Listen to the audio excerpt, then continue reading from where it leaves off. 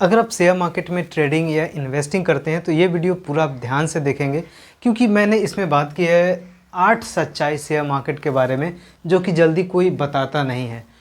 पहला है, the market doesn't work according to your expectation. आप क्या सोच रहे हो उसके अकॉर्डिंग मार्केट नहीं वर्क करता है। मार्केट में प्राइस अप्स डाउन्स बेसिकली 4 कारण से होता है। पहला कंपनी रिलेटेड फैक्टर, दूसरा है इंडस्ट्री से रिलेटेड फैक्टर, तीसरा है ट्रेंड्स और चौथा है इकोनॉमिक फैक्टर। इसके बारे में डिटेल से वीडियो बनाया हूँ, 1 बाय 1 आप उसे देख सकते हो। उसके लिए इस चैनल को ज़रूर सब्सक्राइब करें और वीडियो को लाइक ज़रूर कीजिएगा। अगर आपने स्पेशली ट्रेडिंग में मैंने देखा है कि ज़्यादातर लोग इमोशनली देखते हैं कि यार अब प्राइस बढ़ेगा, अब प्राइस बढ़ेगा। नहीं, आपको चार्ट, डेटा, न्यूज़, ये सारे चीज़ कंबाइन करके आपको देखना पड़ेगा। उसी तरीके से लॉन्ग टर्म इन्वेस्टर है तो प्लीज़ आप अपने ये सोच में ना रहें कि मार्केट जो है आपके एक्सपेक्टेशन के अकॉर्डिंग चलेगा। नहीं, जितना जल्दी आप जान लो उतना जल्दी आपके लिए फ़ायदा है, स्पेशली जो नए ट्रेडर और इन्वेस्टर वीडियो देख रहे हैं। दूसरा है, understanding data is more important than reading data.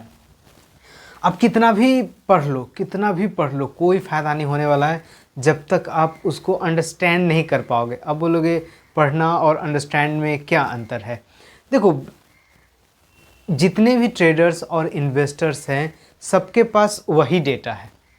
Economics time छपती है तो सभी के पास वही जाती है। आप टेक्निकल एनालिसिस पढ़ते हो, सबके पास वही डेटा रहता है। कोई कॉल लेता है, कोई पुट लेता है। किसी का व्यू जो है पॉजिटिव रहता है, किसी का व्यू नेगेटिव रहता है।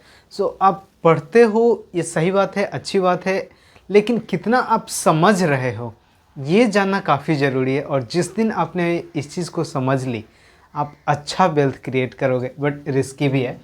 नेक्स्ट है, only those who are patience in the market will come out ahead. वही लोग इस मार्केट में सक्सेस करते हैं जिनके पास पेशेंस है।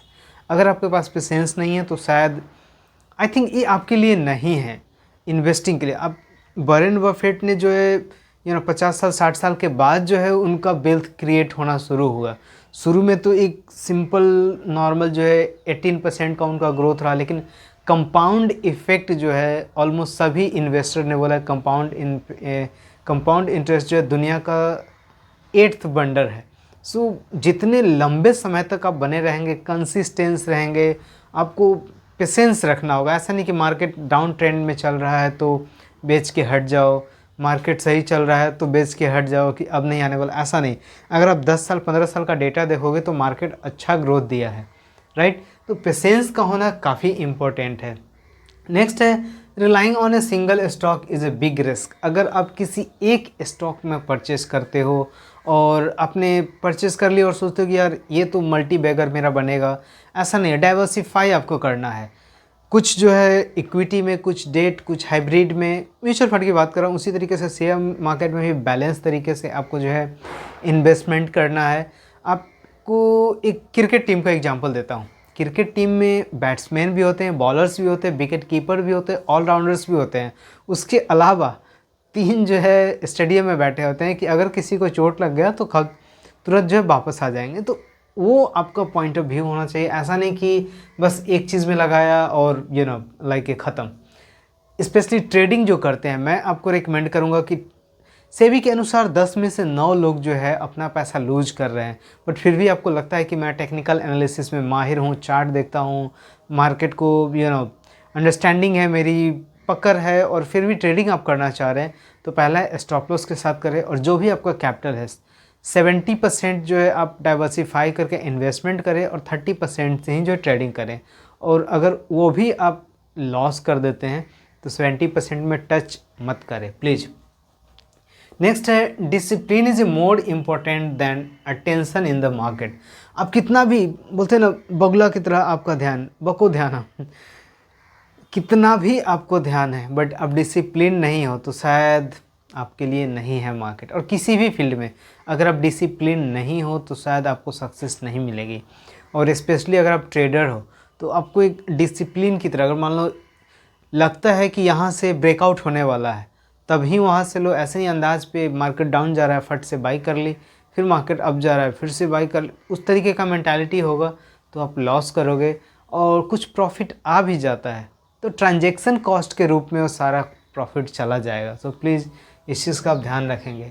नेक्स्ट है trading more doesn't mean success. लोग ट्रेडिंग करते हैं 10-10, 15-15 ट्रेडिंग करते हैं लोग, लाइक ब्रोकर के यूट्यूब चैनल पे या किसी इन्फ्लुएंसर्स, मेरे तरह के इन्फ्लुएंसर्स के सजेशंस पे, हालांकि मैं सजेशन नहीं देता हूँ। सो 10-10, 12-12 जो है ट्रेडिंग करते हैं। आपको पता है अगर आप प्रॉफिट भी कर लोगे, अभी पॉइंट आपके साथ शेयर किया, अगर आप प्रॉफिट भी कर लेते हो तो ट्रांजैक्शन कॉस्ट में चला जाएगा। सो प्लीज़ अवॉइड करें, इसे ज़्यादा न मत करें। मैं तो बोलूँगा ट्रेडिंग आप करो ही नहीं, इससे बेटर रहेगा कि आप इन्वेस्टमेंट शुरू करो, और वो भी लॉन्ग टर्म के लिए 10 साल 15 साल, आपका एटलीस्ट 10 ईयर 20 ईयर इस तरीके का भी होना चाहिए। फॉर एग्जांपल अगर कोई बिज़नेस शुरू करता है तो क्या ऐसा सोचता है कि 2 साल में मैं बिज़नेस बंद कर दूंगा? उनकी मेंटालिटी होती है 10 साल 15 साल मेरा पूरे लाइफ जो है बिज़नेस चले, मेरे आने वाले फैमिली मेम्बर इसको चलाए। तो आपका मेंटालिटी जब भी आप कोई शेयर परचेज़ करें तो उस तरीके का होनी चाहिए कि मैं लंबा रखने वाला हूँ, ना कि 1 साल 2 साल के लिए। Losses are also teaching opportunity. लोग समझते हैं कि यार हानि हो गया, लॉस हो गया तो ऐसा नहीं है। लॉस से आपको सीखना पड़ेगा, और स्पेशली जो ट्रेडिंग करते हैं आप नोट डाउन कहीं आप पेपर चिपका लो और उस पर आप लिखो कि आज आपने क्या मिस्टेक किया। ज़्यादातर ट्रेड में देखा गया है, स्पेशली मैं भी ट्रेड करता हूँ, तो मैंने देखा है कि अगर आप ओवर ट्रेड करोगे तो जो प्रॉफिट भी होगा ट्रांजेक्शन में चला जाएगा।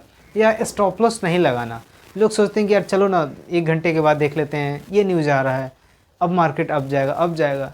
और ऑप्शन ट्रेडिंग में जैसे जैसे आपका एक्सपायरी नियर आएगा उसका वैल्यू जो है जीरो की तरफ जाता है। तो प्लीज़ इस तरह की चीज़ से आपको बचना चाहिए। आप नोट्स बनाएं और उसको रेगुलर बेसिस पे देखें, हो सके तो इवनिंग में ही देखें अपने पुराने नोट्स को।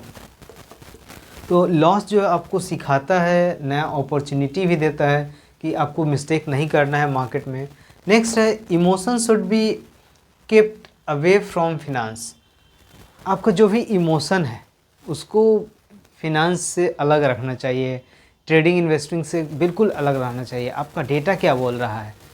अगर कंपनी में कोई प्रॉब्लम आ गई है और फिर भी आप मन को शांति के लिए आप बोल रहे हो कि ये कंपनी चलेगी, बट सब कुछ डेटा इसके खिलाफ है, फिर भी आप उसमें इन्वेस्टेड हो, so I think that is not a good thing. So please keep the emotion side whenever you are starting like a trading या इन्वेस्टमेंट। सो इन चीज़ को आप फॉलो करेंगे, आप ज़रूर शेयर मार्केट में सक्सेस कीजिएगा। और आपसे रिक्वेस्ट है कि अगर पहली बार इस चैनल पे हो तो ज़रूर चैनल को सब्सक्राइब करें और उन दोस्तों के साथ शेयर करें जो ट्रेडिंग करते हैं, इन्वेस्टमेंट करते हैं या सीखना चाह रहे हैं। सो प्लीज़ आपसे रिक्वेस्ट है, लाइक शेयर सब्सक्राइब ज़रूर कीजिएगा, इससे मोटिवेशन मिलती है। Thank you.